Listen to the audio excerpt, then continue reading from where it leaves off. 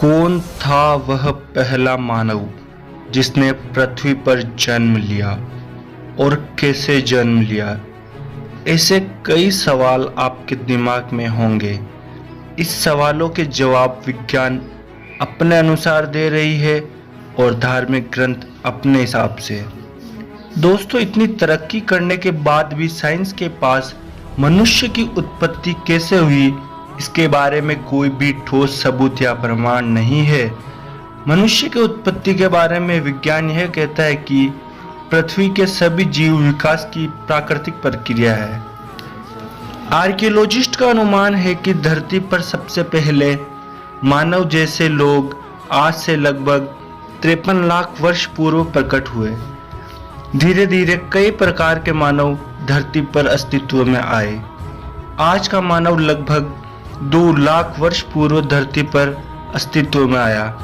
मानव जीवन के इस लंबे काल में मनुष्य पौधे और जड़ें खाकर अथवा शिकार कर अपना पेट पालता था। जैसे मनुष्य बंदर से लेकर मनुष्य बनने तक सारी अवस्थाओं से गुजरता है। मनुष्य जाति स्तनधारी वर्ग से संबंधित है। मनुष्य नर वानर वर्ग से संबंध रखते हैं। नर वानर स्तनधारी जीवों के उन वर्गों से संबंध रखते हैं जो कि पूर्ण विकसित तथा बुद्धिमान है। मनुष्य बंदर तथा लंगूर इसी वर्ग से संबंध रखते हैं। उनके शरीर पर बाल होते हैं, उनके दांत कई प्रकार के होते हैं, उनके शरीर के तापमान में भी स्थिरता होती है। 28-30 लाख वर्ष पहले इन वानरों में एक और समूह उत्पन्न हुआ जिनको मनुष्य परिवार के पशु अथवा महावानर कहा जाता है। मनुष्य तथा नर वानरों में अनेक समानताएं पाई जाती थी।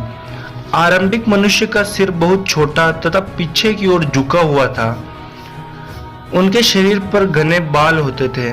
वे बोल नहीं सकते थे परंतु समझने योग्य ध्वनि निकाल सकते थे। वे भ्रमणकारी थे तथा भोजन की तलाश में जगह जगह घूमते रहते थे। आरंभ में वे पशुओं की भांति 4 टांगों पर चलते थे, परंतु समय बीतने पर वे धीरे सीधे खड़े होकर हाथों का प्रयोग करने लगे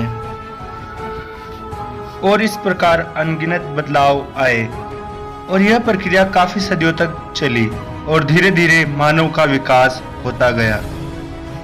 धन्यवाद।